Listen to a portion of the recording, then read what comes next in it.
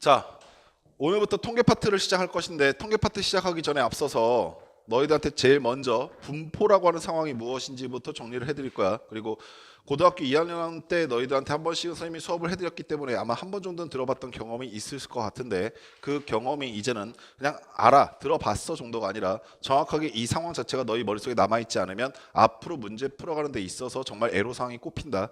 아시겠지? 그러니까 정확하게 너희들 실력으로 만들어 올 수 있도록 공부해놔. 아시겠지? 자, 도수 분포부터 다시 시작해 봅시다.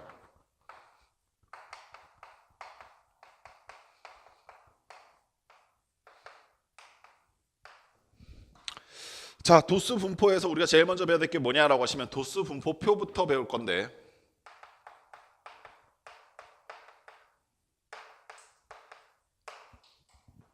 도수 분포표라고 하는 것이 무엇입니까? 라는 것부터, 그리고 이 표가 왜 필요합니까? 라는 상황도 한번 찾아봅시다. 여러분들 중학교 3학년 때 배우셨던 내용인데 어떠한 집단이 있어. 이 집단을 나타내는 방법으로서, 자, 예를 들어 이 집단 안에 10명의 학생이 있다라고 가정을 하고 그 10명의 학생의 수학 점수를 한번 쭉 나타내 볼 것인데 그 점수를 그냥 학생들마다 맞은 점수라고 생각하면서 표현해 봤더니 이렇게 표현이 되더라고. 60점 맞은 학생이 있고 그 다음에 70점 맞은 학생이 있고 그 다음에 또 70점, 자, 이런 식으로 점수가 쭉 나열되기 시작했어.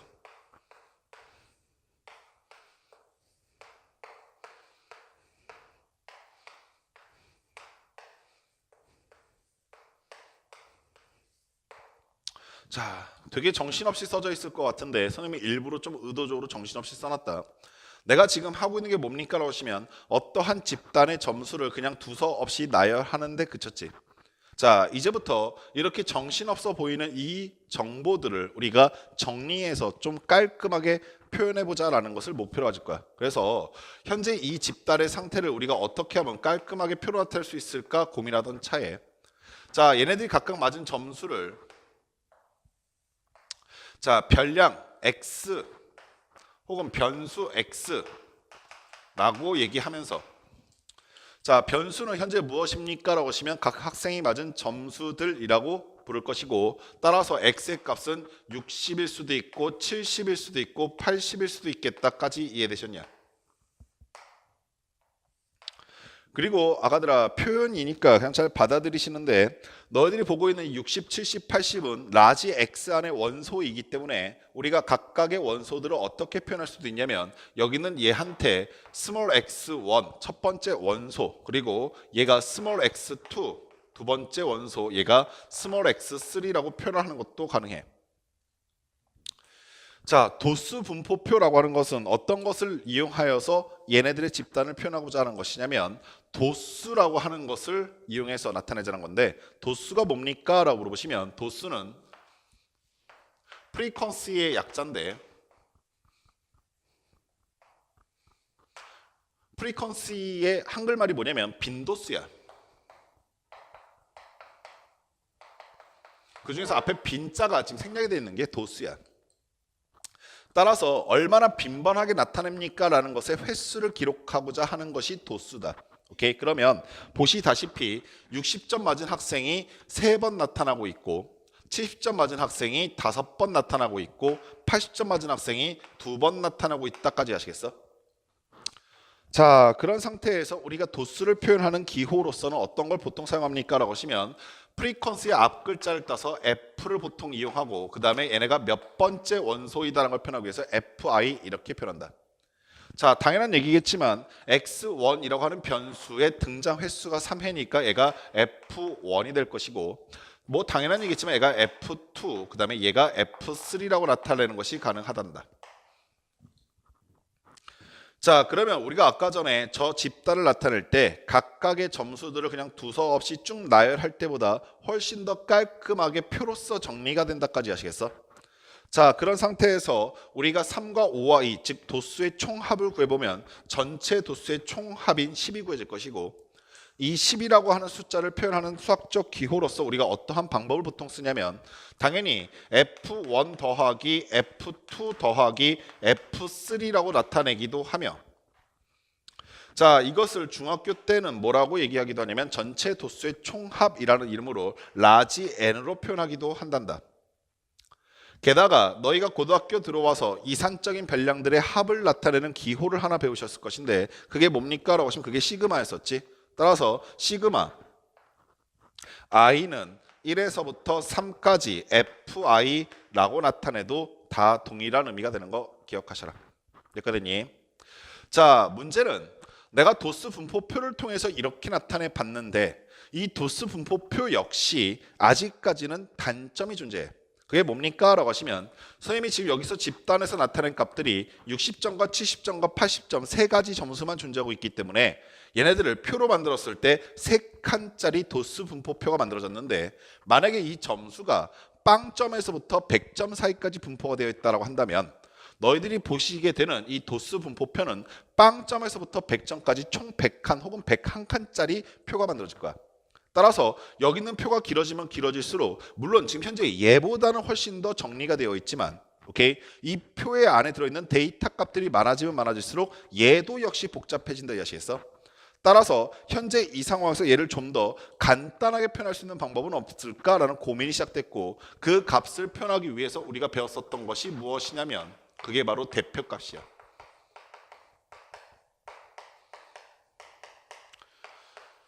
자, 중학교 3학년 때 대표값을 구하는 대표값을 나타내는 세 가지 값에 대해서 들은 적이 있을 것인데 첫 번째가 무엇이냐면 중앙값이라고 하는 값이 존재한다.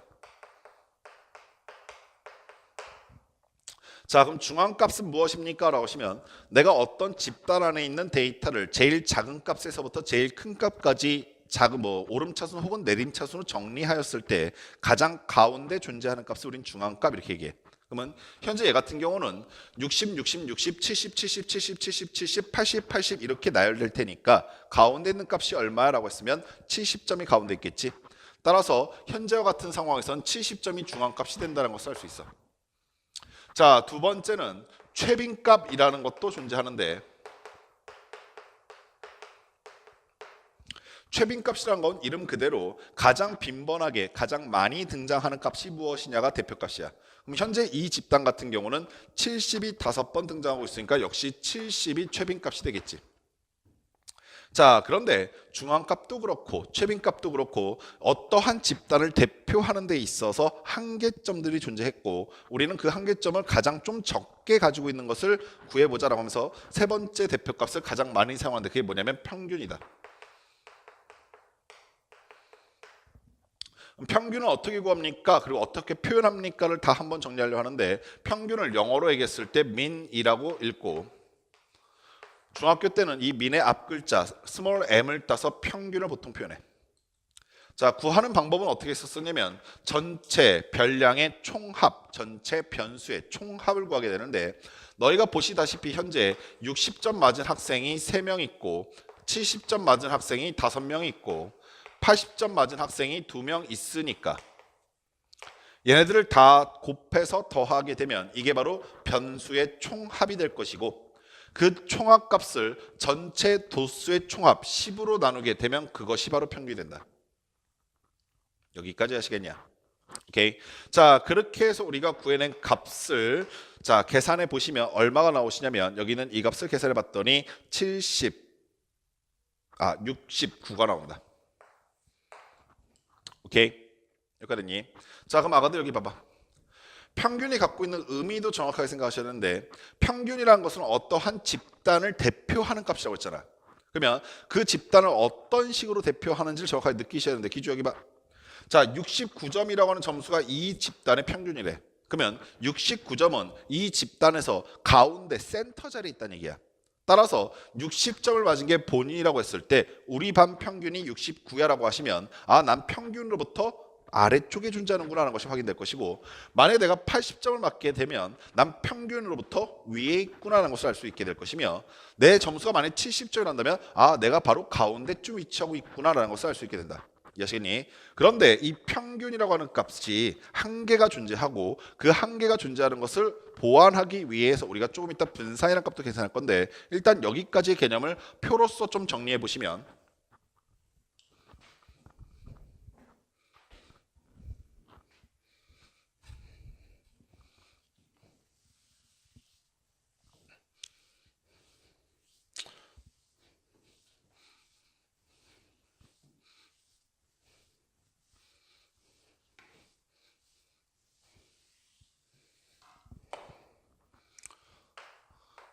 자, 도수 분포표에서 평균 구하는 것까지 좀 정리해 봅시다. 자, 그럼 어떻게 구할 겁니까? 라고 하시면, 자, 아까 전과 마찬가지로 일단 도수 분포표의 기본 틀 좀 그려 놓으시고, 자, 변수 x의 값이 60일 때와 70일 때와 80일 때가 있었다라고 했지. 그리고 걔네들이 각각의 도수가 fi가 3명이었고 5명이었고 2명이라고 해서 전체 도수의 합이 10명이라고 했던 것까지가 도수 분포표지. 현재 이 상태에서 내가 평균을 구하려고 하면 어떻게 해야 합니까? 라고 하시면 우리가 아까 전에 오른쪽 하단 부분에 써놨었던 m이라고 하는 값을 계산할 때 어떻게 했었냐면 x1 60과 f1 3을 곱한 다음에 x2 70과 f2 5를 곱한 다음에 x3 80과 f3 2를 곱해서 다 더해줬었어. 따라서 이 다음에 평균을 구하기 위해서 나한테 필요한 값은 xi와 fi의 곱을 구하셔야 돼. 그래서 얘네들을 곱해보셨더니 180이고 얘네들을 곱해보셨더니 350이고 얘네들을 곱해보시니까 160이잖아. 됐어? 자, 그리고 난 다음에 얘네들을 다 더하게 되면 그게 바로 변수의 총합, 별량의 총합이 된다까지 하시겠니? 자, 그럼 다 더해보시게 되면 690이 나온다까지 이해되셨냐? 그렇게 구해진 별량의 총합을 뭘로 나눠준다라고 하는 것이냐면 얘를 전체 도수의 총합으로 나눠준다는 뜻이야. 따라서 평균은 m은 10분의 690일 것이고 그래서 69가 나온다는 사실로 잡아낼 수 있게 된단다. 여기까지 되시오. 오케이?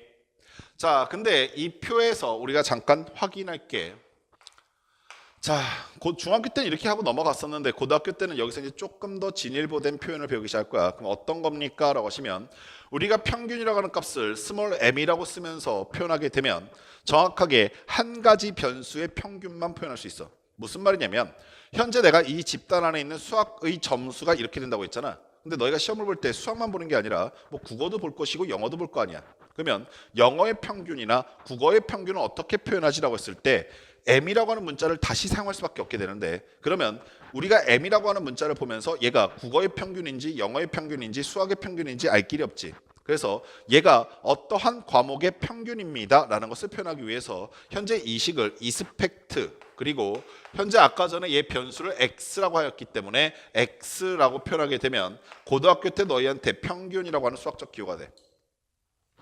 읽을 때는 이스펙트 x라고 읽고 한글어로 번역을 하게 되면 기대값이라고 번역이 된다. 그래서 너희 문제 푸실 때 보면 기대값을 구하세요라는 문제들도 존재하는데 평균을 구하세요와 동일한 문제야. 여기까지니? 자, 그런 상태에서 이스펙트 x에 대한 수식을 조금 연습을 해볼 건데, 자, 어떻게 구했습니까? 라고 하시면 아래에서 잠깐 정리 좀 하고 위에다 정리하자. 자, 내가 지금 분모에 썼던 게 10이고 분자에 썼던 게 아까 전에 계산했던 것처럼 60 곱하기 3 더하기 70 곱하기 5 더하기 80 곱하기 2라고 썼었잖아. 근데 여기는 이 표현식을, 이 숫자들을 우리가 문자로 좀 표현하시게 되면 분모에 있는 10은 라지 n이라고 표현하는 것이 가능할 것이고 전체 도수의 총합, 분자에 있는 값은 60은 x1이 될 것이고 3은 f1이 되겠지. 70은 x2가 될 것이고 5는 f2가 되겠지. 자, 마지막으로 80은 x3가 될 것이고 2는 f3가 된다까지 이해하셨냐? 그러면 아가들아, 분모야 뭐 더 이상 건들 게 없겠지만 분자는 어떠한 상태냐면 여기서부터 여기까지가 이산적인 별량들의 합이다라는 거 이해하시겠어? 그러면 이산적인 별량들의 합이니까 우리가 고등학교 때 배웠었던 시그마라고 하는 기호를 이용해서 정리하는 것이 가능할 것이고, 시그마를 이용해서 정리하려 하다 보니 얘의 일반항이 필요할 것인데, 자, 보시면 x하고 f라고 하는 문자는 안 바뀌고 있고 아래 첨자가 동시에 바뀌고 있으니까 얘의 일반항은 xi, fi라고 나타날 수 있겠네. 자, 그리하여서 라지 n분의 1은 앞으로 묶어내시고, 자, 시그마가 등장하실 거면 시그마 i는 1에서부터 3까지이고, 자, 그 다음에 등장하는 값은 xi 곱하기 fi라고 쓰시면 되겠다 이해하시겠어? 그리고 잘 들어. 현재 얘가 일반적으로 다른 건 딱 하나밖에 없는데 그게 뭡니까? 라고 하시면 여기가 1에서부터 시작하는 건 모든 항이 다 공통적이지만 얘가 3으로 끝나는 건 현재 이 상황에서 그런 거지. 그래서 우리가 여기서 1에서부터 시작해서 n까지가 바꾸면 일반적인 식이 되는데 우리 이거 하나 더 약속하게 되면 시그마의 아래 끝과 위 끝을 생략함으로써 어떤 의미를 부여해 놓자라는 거냐면 내가 시그마의 아래 끝과 위 끝을 생략하겠다는 뜻은 가능한 한 모든 변수를 다 계산하겠다는 얘기야. 즉 지금처럼 3개밖에 없을 때는 1에서부터 3까지일 것이고 만약에 10개 있으면 1에서부터 10까지일 것이고 만약에 100개 있으면 1에서부터 100까지다 이해하시겠냐. 그리고 난 다음에 xi, fi인데 자 선생님 지금 색깔 칠하는 부분 잘 봐. 여 가로 안이 라지 x이기 때문에 선생님이 여기 비워놓은 xi 부분이 스몰 xi가 나온다라고 하는 구조를 정확하게 이해하셔. 여기까지 하셨어? 자, 얘네들은 함수의 구조를 따르고 있는데 함수의 구조를 따르고 있다는 게 무슨 말이냐면 만약에 내가 이스펙트 y의 값이 필요해. 그럼 잘 봐. 이스펙트 갈호까지의 역할을 누가 하고 있는 거냐면 라지 n분의 1 시그마 fi가 하고 있는 거고 현재 여기가 라지 y이기 때문에 여기 사이가 뭐가 들어오게 되냐면 스몰 i yi가 들어오게 되는 거야. 이해하셨어? 여기까지 됐음. 오케이. 자 그리고 조금 이따 우리가 증명을 해보기도 하겠지만 이런 것도 한번 해보자. 이스펙트 스몰 a 라지 x 플러스 b라고 하는 값은 어떻게 됩니까? 라고 물어보시게 되면 자 역시 가로 안에 있는 값을 기준으로 바꾼다고 했고 이스펙트 가로는 항상 동일하다고 그랬지. 그래서 라지 n분의 1 시그마 fi가 써지는 게 이스펙트 가로까지. 여기 보이시는 스몰 ax 플러스 b 중에서 잘 봐. 소문자 a와 b는 상수를 의미하기 때문에 얘는 그냥 a, b로 오고 대문자 라지 x는 변수를 의미하기 때문에 시그마 입장에서 주목하는 문자를 아래 첨자로 달고 나온다. 오케이? 따라서 a의 값은 그냥 그대로 a인데 x의 값은 xi로 오게 될 것이고 b 값은 다시 상수니까 b로 들어오게 된다. 이거 이해하시겠냐? 여기까지 되니? 오케이? 자, 이런 상황이 된다라는 것까지 일단 정리.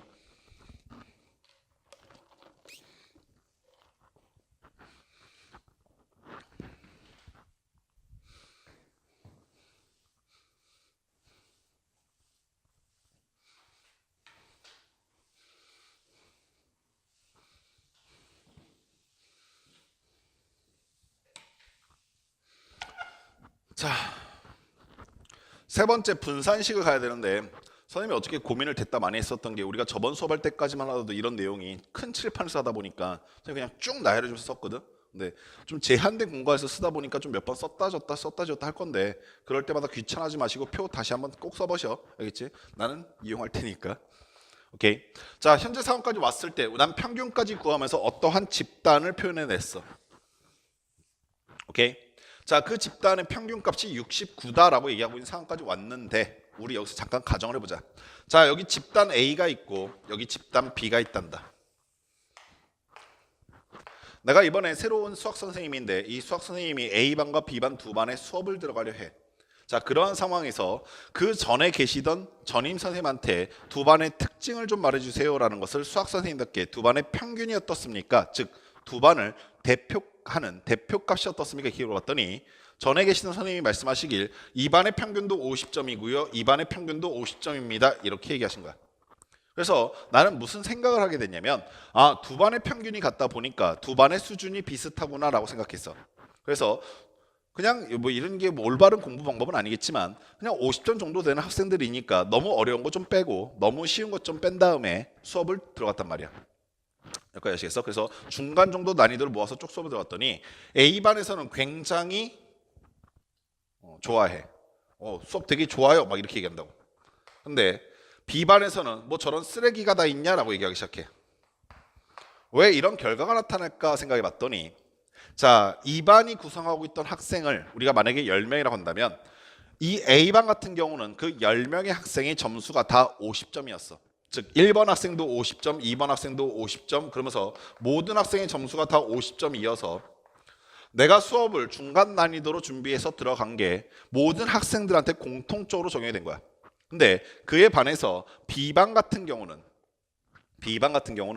자, 사실 이 반이 평균은 50점이지만 그 안에 들어있는 10명의 학생들의 구성원을 뜯어보니까 어떤 학생은 100점이고 어떤 학생은 빵점이었어. 오케이? 자, 그러면서 얘네들 5명이 있고 얘네들 5명이 있다 보니 평균을 내어봤을 때에는 50점이 나왔는데 내가 중간 난이도만 문제를 준비하고 들어가다 보니까 100점을 받고 있는 학생들 입장에선 너무 쉽네 이렇게 얘기하고 있고 빵점을 받고 있던 학생들 입장에선 뭐 이렇게 어려워라고 하면서 아무도 이해를 못하고 있는 거야. 자, 어떠한 상황이 발생했냐면 평균이라고 하는 값은 그 집단을 대표하는 값으로 활용하고 있긴 하지만 정확하게 평균이 그 반의 특징을 온전하게 대변해 주지 못한다라고 하는 현상이 나타나. 여기까지 아시겠어? 그래서 이 평균이 가지고 있는 수치의 한계점을 좀 보완하고자 우리가 보조 수치로서 무엇을 사용하게 되냐면 분산이라고 하는 값을 사용하게 된단다.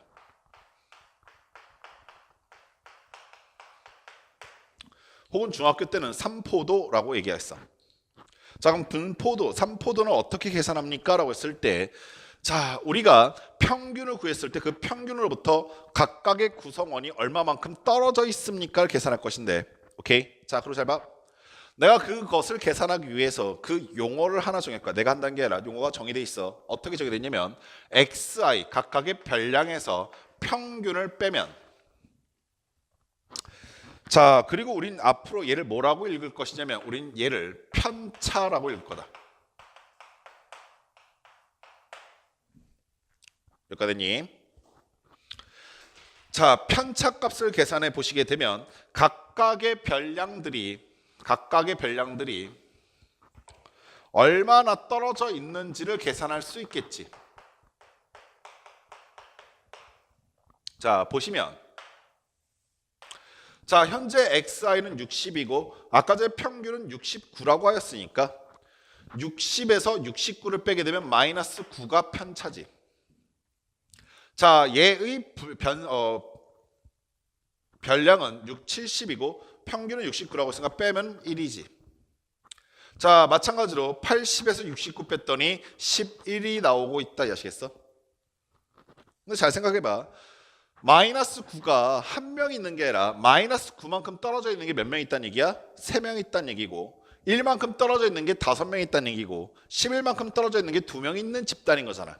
따라서 편차의 총합을 계산해 보셨더니 편차 xi-m에게 fi를 곱하게 되면 바로 편차의 총합이 계산되겠지.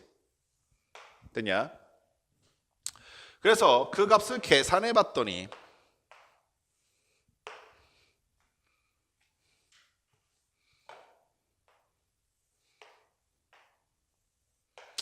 자, 마이너스 9만큼 떨어진 게 3명이니까 마이너스 27 나올 것이고 11만큼 5명, 1만큼 5명이니까 5가 나올 것이고 11만큼 2명이니까 22가 나왔다고.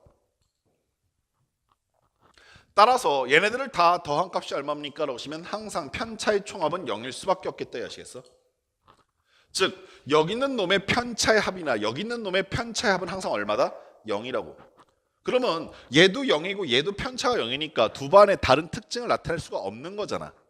그래서 왜 이런 현상이 나타났지라고 생각해 봤더니 편차의 값이 어떤 것은 양수고 어떤 것은 음수다 보니 얘네들이 항상 합이 0이 될 수밖에 없었던 거야. 그래서 이 편차들의 음수를 없애보고자 어떤 걸 진행하기 시작하냐면 이 편차를 양수화할 거다.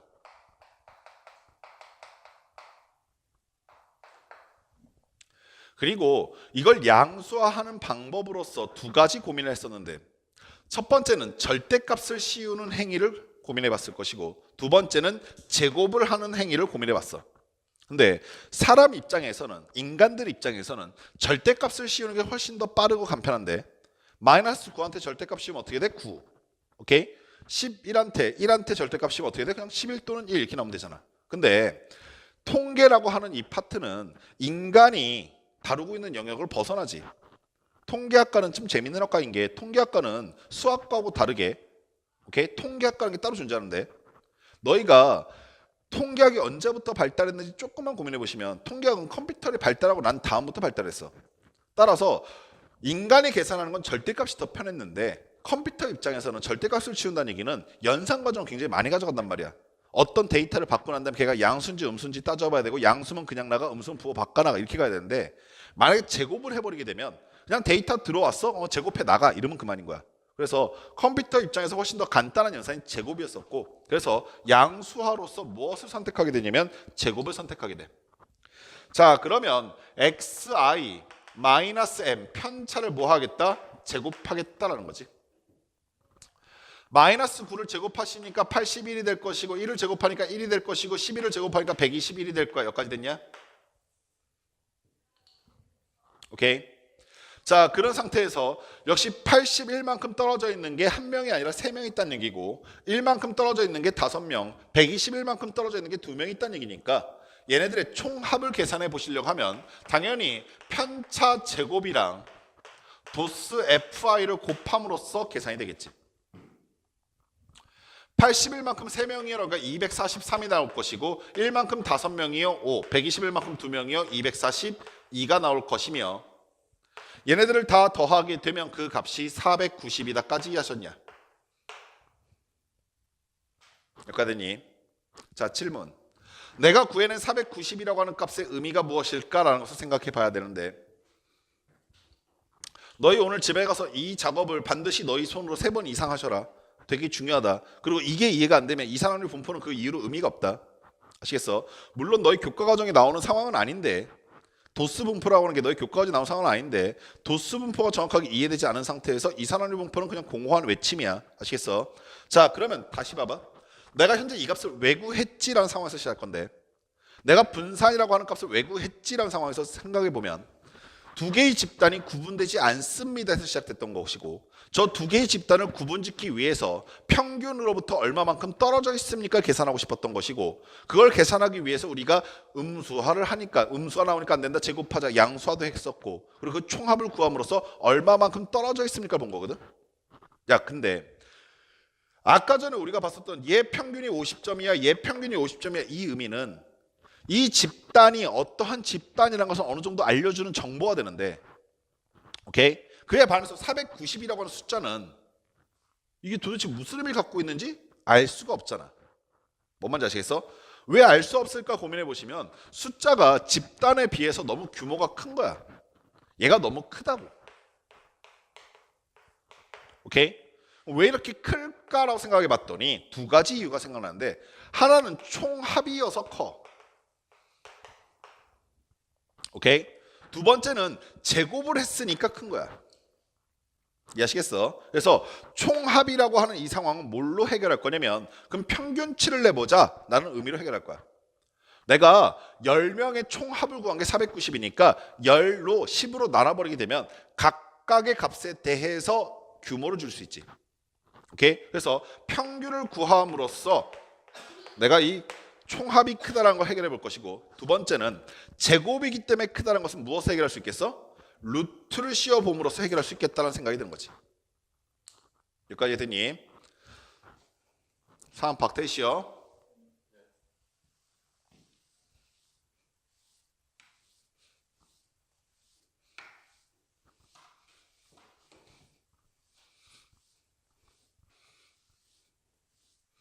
칠판 좀 보니까 속 터지겠네 진짜.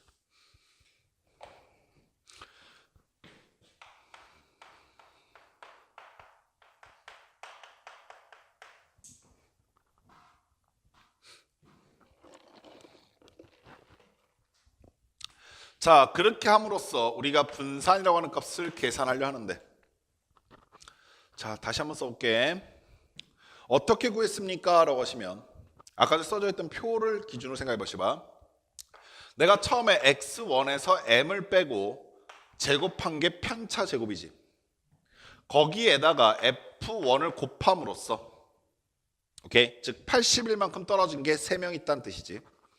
자, 두 번째 값은 x2에서 m을 뺀 게 두 번째 별량의 편차일 것이고 그거 제곱하고 f2 곱하면 두 번째 별량의 편차의 총합이지. 자, 세 번째 값은 x3-m의 제곱을 f3에다 곱하면 되겠지. 자, 여기까지 값이 490이었었는데 그게 너무 크다라고 했었던 거잖아. 그래서 너무 크니까 얼마로 나누겠다? 현재 얘네들의 전체 도수의 총합인 10으로 나누겠다라는 거였지. 됐니? 자, 그럼 일단 계산된 결과가 얼마일 것이냐면 49야. 오케이? 우리는 얘를 앞으로 분산이라고 부를 거다.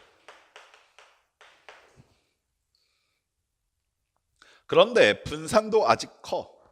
즉 우리가 60점짜리 학생이 3명, 70점짜리 학생이 5명, 80점짜리 학생이 2명 있는 집단에서 평균이 69예요 라고 하는 것은 바로 보자마자 직관적으로 아 그러면 내가 69점 정도, 70점 정도 맞았으면 평균치겠구나, 80점 맞았으면 좀 잘 본 거구나, 60점 맞았으면 좀 못 봤구나, 이런 판단이 된다고 썼는데, 분산 같은 경우는 지금 49라고 하는 것이 너한테 특별한 정보를 아직까지 못 주지. 아직까지 크단 말이야. 그러면 얘가 아직까지 큰 이유 중에 하나가 남아있는 게 뭐야? 제곱을 해서 그렇다 이해하시겠어? 그래서 분산에 여기 있는 분산값에 루트를 취한 값이 앞으로 우리가 표준 편차라고 부르는 값이 돼. 그래서 분산과 표준 편차는 사실상 하나의 데이터야.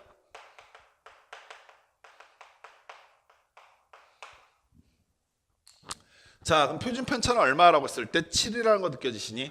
자, 그럼 아까도 생각.